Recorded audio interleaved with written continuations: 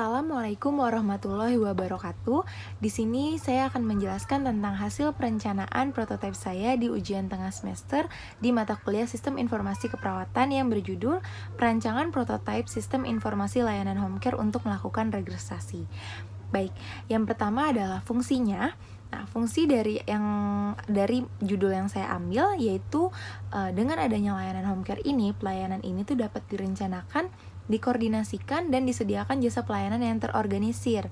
Nah, serta dapat mempermudah pasien untuk mengakses website tersebut kapanpun dan dimanapun. Sebagai contoh, misalkan pasien tersebut tuh ingin memesan home care dari rumah. Nah, dia bisa menggunakan website tersebut dari rumah saja, seperti itu, menggunakan website yang sudah disediakan. Selanjutnya, ada keunggulannya. Nah, keunggulan dari layanan home care ini banyak sekali. Dengan adanya layanan home care, terdapat keunggulan-keunggulan sebagai berikut. Yang pertama, biayanya lebih mudah daripada di rumah sakit. Kenapa bisa lebih mudah? Karena kalau di rumah sakit itu, kita tuh banyak banget biaya-biaya rincian-rincian yang harus kita bayar. Pertama, kita harus bayar dokter, harus bayar obat-obatan, harus bayar biaya rumah sakit, bayar kamar, dan segala macam hal. Makanya itu kenapa home care itu bisa lebih murah, karena layanan home care ini dilakukannya di rumah pasien sendiri, seperti itu. Dan biaya yang dikeluarkan pun tidak semahal yang di rumah sakit. Yang kedua adalah pasien akan jauh lebih nyaman. Kenapa sih pasien jauh lebih nyaman? Karena home care itu dilakukan di rumah pasien sendiri. Nah, apabila di rumah pasien sendiri, pasti pasien sudah memiliki kenyamanan karena di rumahnya sendiri. Nah, apabila dilakukan perawatan di rumah, maka pasien akan merasa lebih nyaman dan aman. Nah, yang ketiga selanjutnya adalah pelayanannya lebih cepat. Kenapa lebih cepat? Karena dapat dibedakan apabila di rumah sakit dan di home care, di perawatan di rumah. Kalau di rumah sakit itu pasiennya banyak. Susternya itu merawatnya tidak hanya satu pasien saja. Jadi dia tuh merawat banyak pasien yang ada di ruangan tersebut. Nah, apabila melakukan home care, maka suster itu akan melakukan perawatan yang sepenuhnya kepada si pasien tersebut. Makanya pelayanannya lebih cepat, seperti itu. Terus yang selanjutnya, yang keempat, perawatnya itu tuh sama efektifnya dengan di rumah sakit. Kenapa dikatakan sama dengan efektifnya dengan di rumah sakit? Perawatnya ini tuh sudah terintegrasi dan apapun yang perawat lakukan itu sudah terorganisir, seperti itu. Selanjutnya itu ada pelayanan lebih sempurna, holistik, dan komprehensif. Kenapa bisa dikatakan lebih sempurna?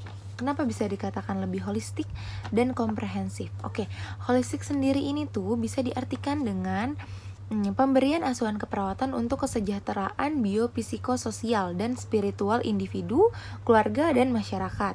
Nah, yang dimaksud dengan biopsikososial itu apa sih? Nah, biopsikososial itu adalah biologis, psikologis. Nah, jadi itu sebuah alat biologis psikologis itu adalah sebuah alat assessment yang digunakan untuk melakukan intervensi terhadap seseorang, seperti itu, dan menekankan pada pengaruh interaktif gitu, faktor-faktor biologis, psikososial, serta spiritual gitu.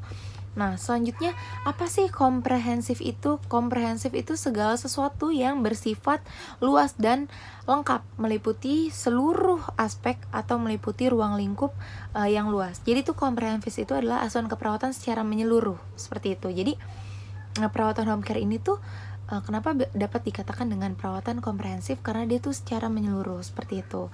Terus yang selanjutnya ada dapat disesuaikan dengan kebutuhan dan keadaan pasien.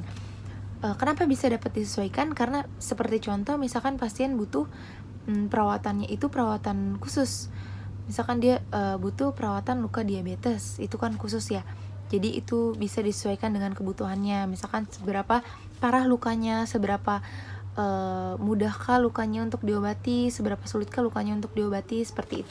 Ya, selanjutnya di sini saya akan menjelaskan tentang data-data yang dimuat dalam prototipe saya. Nah, yang pertama itu ada data pasien berupa nama pasien, jenis kelamin, tanggal lahir, nomor identitas KTP, alamat email, nomor telepon, alamat lengkap pasien, tanggal swab dan layanan swab test, serta melakukan register. Kenapa di sini saya tambahkan tanggal swab dan layanan swab test? Karena Layanan home care yang saya buat ini saya khususkan untuk layanan home care pemeriksaan COVID-19, yaitu ada antigen dan PCR. Kenapa sih saya mengambil ide tersebut? Karena sekarang lagi pandemi dan maraknya meningkatnya angka penyakit COVID-19 di Jakarta dan di luar Jawa, di luar kota seperti itu.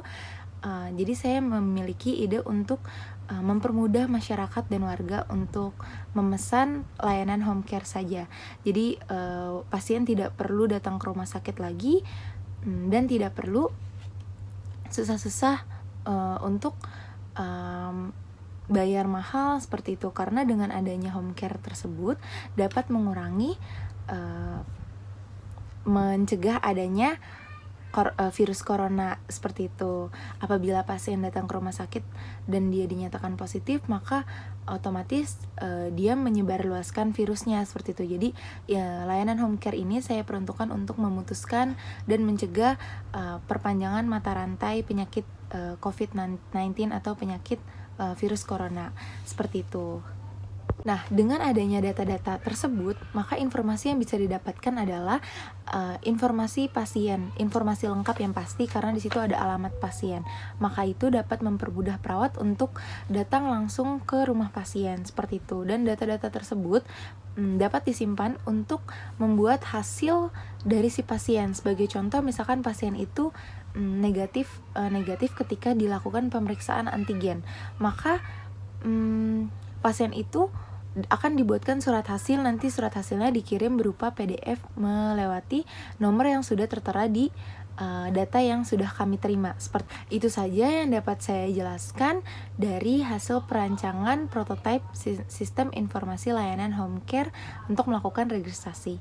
Kurang lebihnya mohon maaf. Terima kasih. Wassalamualaikum warahmatullahi wabarakatuh.